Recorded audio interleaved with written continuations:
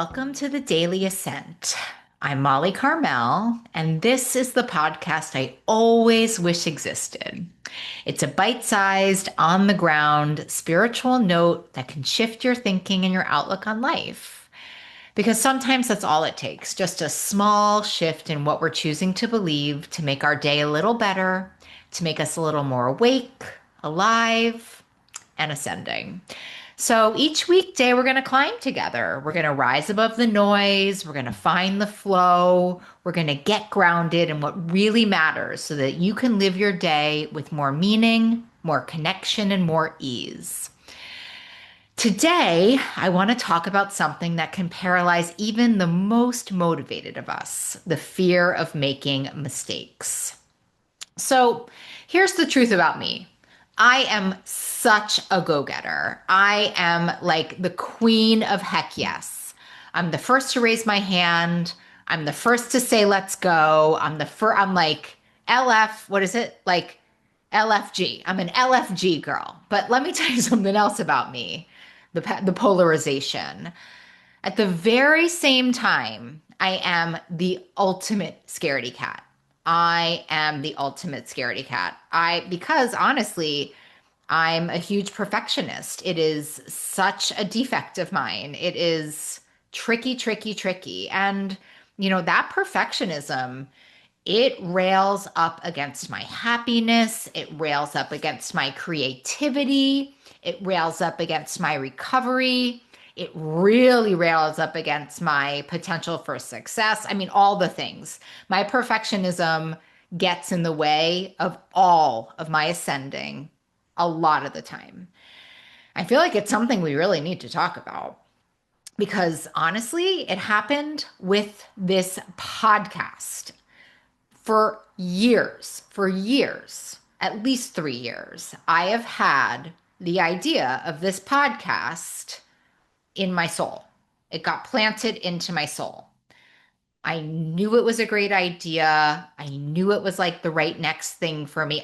Even if you go on my Instagram, if you scroll down, there's like me living in my little house in North Carolina, like trying to do this in some way. This thing has been gestating inside of me for such a long time.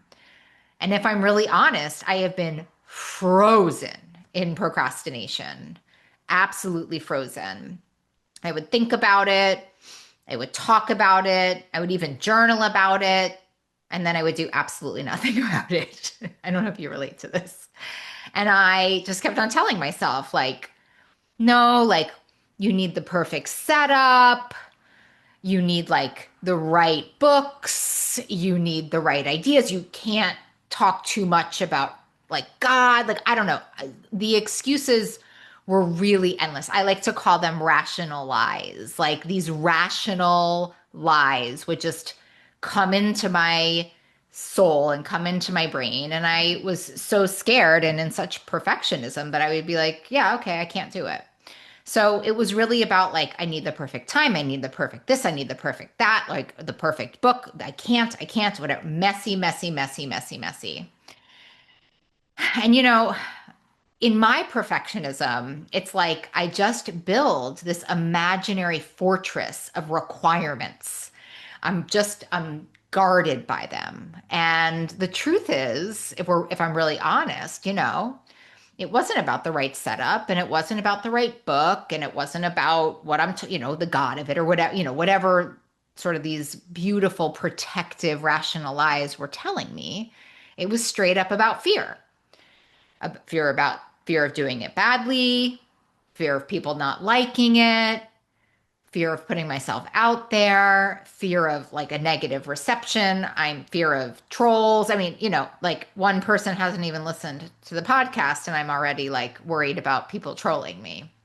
This is, I mean, my fear is really elaborate. It's like a $2,000 an hour, corporate attorney. It's really just finding all the reasons I can't do something, right?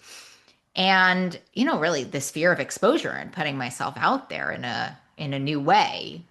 And it really worked. It was really protecting me. I mean, from something I want, but protecting me nonetheless. And it just kept me dead stuck. And, This happens to me from time to time in all areas of my life. I mean, I just sometimes can feel in this like deep quicksand and really stuck in this fear and not be able to do this exciting thing that has been presented to me. And what I can tell you about this is, I've been in sobriety for a long time and from many different substances, lucky me. And the thing they do talk about a lot in sobriety is this thing called sober references, which is sort of you do a hard thing once, you get a little reference in your head, like, oh, I've done a hard thing before. Maybe that really positive outcome will happen again and again and again. But the way that I can get out of these sorts of moments is kind of simple and kind of hard. It's asking for help, and sometimes that feels like I have to dig to the bottom of my throat and pull out that four-letter word. And so, and again, I can make such rational lies about asking for help. Like, oh, it's what a high class thing to ask for help about. Like, it's just a podcast. Like, Molly, come on, can't you just like get it together? It's just a pod. It's not like, you need someone to take you to the doctor. You need someone to help you, right? But again, those are those rational lies, just trying to protect me from not being humiliated. This is something I deal with on such like maybe not a daily basis, but it shows up to play a lot in my life and really can prevent me from living a full life, which is really what we're here to do, isn't it? So I did. I asked for help and I made this other decision that instead of building something flawless, I would just start really small. And I was very offended. The person that was helping me, I was very offended by this suggestion. Like he was just like, why don't we just make a folder? And like, I wanted to be like, oh, that's so dumb. But like, could I make a folder with my fear, like suffocating me? No, right? Could I label it Daily Ascent without somebody helping me in that moment? Well, I hadn't done it. So we started really small, right? And then like the person who helped me, like, helped me to sketch out just like this simple format, like the opening and then the story, like the way that we do the podcast, the way that I'm going to get you accustomed to it. And just like enough of a runway so I could actually take off. And I know it sounds so simple. And honestly, like when I'm deep inside of this, it's like seems so simple and I can't do it. So it probably should be more complicated than that. But I can't even take the simple step. It gets really twisted really quickly. And the truth of it is, I made the folder. I labeled it Daily Ascent with help. I sketched out a simple format, like a simple formula that I would follow.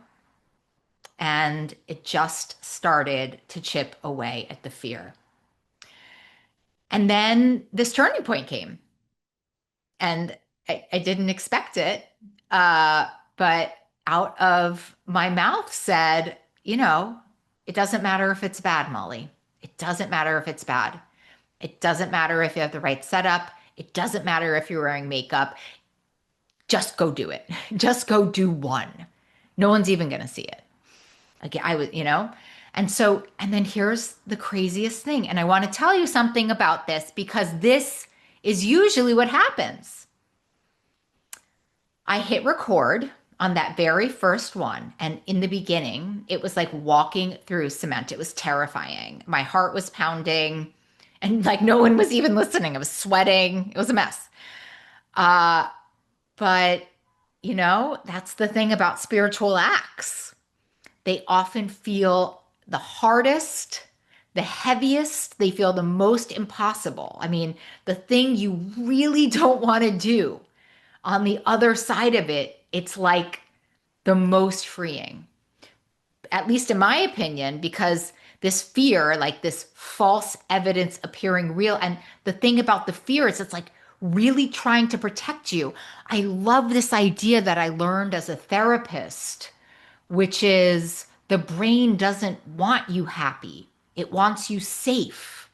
And so when I'm taking these big risks, my brain's like, what are you doing? Like, you may die. You may die of humiliation. You may die if nobody listens, right? But the truth is like from a spiritual perspective, like it's feels so good and so freeing, and I feel so capable and I feel so awake. And that's exactly what happened, by the way, right? The second I finished that first episode, of course, the beginning felt like literally swimming through cement. But then I got into the flow, because I think I'm supposed to be doing this, right? Something cracked open. It literally felt like it was like magic.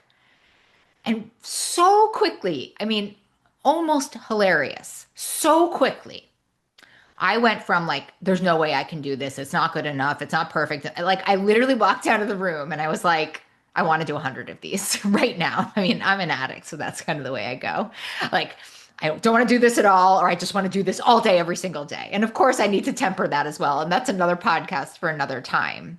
But that shift felt so good. It was like I just had shed the armor, and it only came because I stopped being afraid of making mistakes and I just took some simple steps, one step at a time. And, when I was reflecting on this, as I often do in my spiritual life, I turned to one of my pocket sages. That's what I call my teachers. I call I call these people who have all their little books and their daily readers and their big books and their this and their that. It's someone whose wisdom I carry around in my back pocket, my pocket sages. And I've never met them in person. Sometimes I've met a few of them in person, but they're people and ideas whose words work and guide me daily. And one of the greatest pocket sages, I'm putting her on my wish list, is a woman named Melody Beattie. And she writes wonderful readers and wonderful books. And she has a daily reader called Journey to the Heart. And here's what she wrote on May 19th. Don't be afraid of making a mistake. That energy can create more mistakes. It can stop us from enjoying what we're doing. It can block us from creating freely and making something beautiful. Sometimes it's necessary and important to make mistakes, to fumble around and do something poorly so we can learn to do it better next time. No matter what we're doing or what we're learning, we have to start somewhere. Look back at the past. We learned by trying, stumbling, falling, getting back up, and trying again. But we wouldn't be where we're at if we hadn't begun where we were. Jump in, begin, do the task as best you can.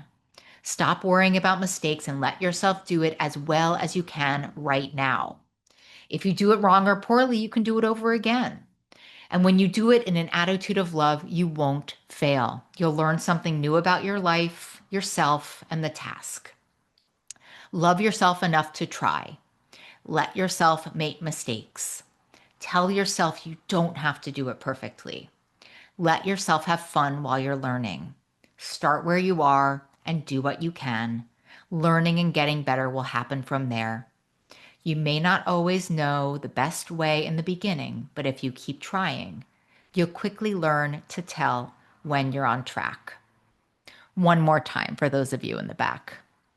Don't be afraid of making a mistake. That energy can create more mistakes. It can stop us from enjoying what we're doing. It can block us from creating freely and making something beautiful. Sometimes it's necessary and important to make mistakes, to fumble around and do something poorly so we can learn to do it better next time. No matter what we're doing or what we're learning, we have to start somewhere. Look back at the past. We learned by trying, stumbling, falling, getting back up, and trying again. But we wouldn't be where we're at if we hadn't begun where we were. Jump in, begin, and do the task as best you can. Stop worrying about mistakes and let yourself do it as well as you can right now. If you do it wrong or poorly, you can do it over again. And when you do it in an attitude of love, you won't fail. You'll learn something new about yourself, life, and the task. Love yourself enough to try. Let yourself make mistakes.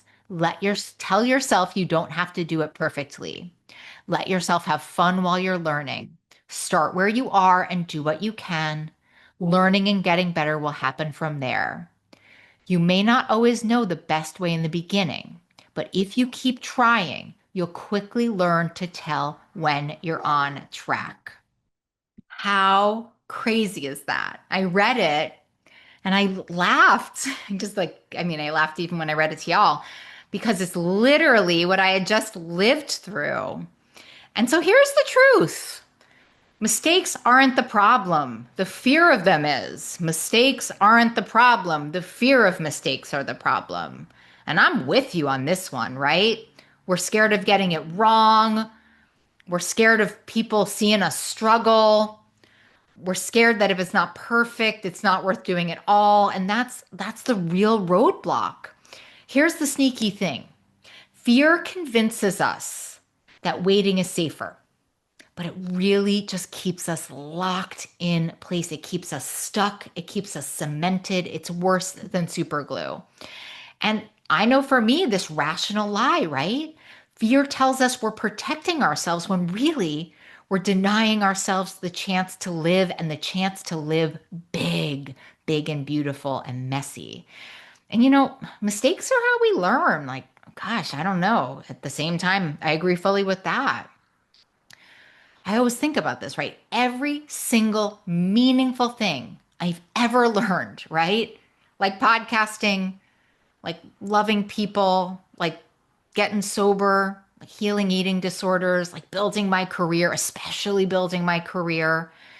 Every single thing came with a ton of stumbling blocks, right? Like falling down miserably, messing up, trying again. Like that's really how I've grown in life. And I think we could start to look at mistakes of just like as evidence that we're moving, that we're alive, that we're experimenting, that we're creating.